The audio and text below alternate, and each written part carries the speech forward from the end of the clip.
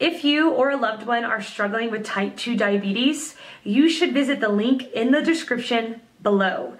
This clinically proven, drug-free program lowers blood sugar to a normal level and can completely reverse type 2 diabetes within just a few weeks.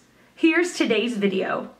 Is exceptional control of type 1 diabetes possible with a low-carbohydrate diet? Our study in the journal Pediatrics is available here. An accompanying commentary, worth reading, is available here. And a NY Times article about our findings, with a patient's perspective, is available here. The biggest challenge facing people with any form of diabetes, and especially type 1, juvenile, is controlling blood sugar around meals. After eating a lot of carbohydrate, blood sugar rises rapidly for 1 or 2 hours. But the insulin needed to control that rise can cause low blood sugar later. Despite the latest technologies for monitoring blood sugar and administering insulin, most people with type 1 diabetes mellitus, T1DM, face a kind of charybdis or silicosis with every meal. Hyperglycemia soon after eating versus hypoglycemia after a few hours. For this reason, most people with T1DM have high HbA1c values, a measure of long-term blood sugar control, indicating substantial long-term risk for serious complications like kidney failure, blindness and limb amputation. A conceptually appealing approach to improving diabetes control is a low-carbohydrate diet. With fewer carbohydrates, especially fast-digesting grain products, potatoes and sugary foods, blood sugar rises and falls more gently after eating, making for an easier target to hit accurately with insulin. And people on a low-carbohydrate diet require less total insulin, potentially providing metabolic benefits for weight control and heart disease prevention. Interest in carbohydrate restriction and ketogenic diets, near total elimination of carbohydrate, for type 2 diabetes, the kind associated with obesity in adults, has recently grown, with publication of several promising pilot studies. However, low-carbohydrate diets are currently not recommended for T1DM, in which the body can't make any insulin, for fear of complications like ketoacidosis, severe hypoglycemia and poor growth in children. This, despite the fact that an ultra-low-carbohydrate/high-fat diet was the most effective treatment for severe diabetes before insulin was discovered. Presently, the American Diabetes Association suggests a diet with 45% carbohydrate, including 45 to 60 grams per meal, although they also encourage individualization. I hadn't given much thought to carbohydrate restriction for T1DM before meeting Dr. Carrie Dialis at a nutrition conference in 2016. Carrie is an orthopedic surgeon with T1DM who maintains normal HbA1c levels on a very low carbohydrate diet. As an endocrinologist, I've taken care of people with diabetes for more than 20 years. I've never seen someone with T1DM and normal HbA1c after the initial honeymoon period.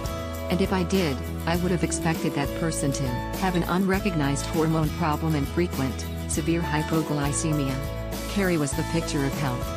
What's more, she said her diabetes control wasn't the exception, but the rule in a large social media community of children and adults following a very low carbohydrate diet and other recommendations of Dr. Richard Bernstein. So, being a researcher at heart, and at work as my day job, I suggested we do a scientific survey of that community. A survey is what's known as an observational study, not a clinical trial. But to document a phenomenon thought not to exist by most diabetes professionals, an observational study is the right first step. After obtaining ethics approval from Boston Children's Hospital, and is led by Dr. Belinda Lenners, we and our collaborators studied about 300 members of the Type 1 Grid Facebook group, including adults and parents of children with T1DM. To conduct our study with as much rigor as possible, we also contacted diabetes care providers and obtained medical records, 1, to confirm that our participants actually had T1DM, and 2, to verify the laboratory tests and other clinical outcomes. As hypothesized, the average HbA1c among our participants was 5.67% in the normal range and well below the average values for people with T1DM of 8.2%. Quite a few of our participants had values in the 4% range. Reassuringly, participants reported low rates of complications like diabetic ketoacidosis and severely low blood sugar. We found no evidence for an adverse effect on growth among children. And overall, cardiovascular risk factors were excellent, with a triglyceride to HDL cholesterol ratio of 1.0, indicative of exceptionally low insulin resistance, though LDL cholesterol was elevated, probably due to high saturated fat consumption. These findings suggest that a low-carbohydrate diet might help prevent the long-term complications of diabetes, a possibility that needs to be explored in high-quality randomized controlled trials. How did study participants feel about this approach, which involves lifelong restriction of many high-carb staples of the modern Western diet? Mostly, really good. They expressed high levels of satisfaction with their diabetes management and health.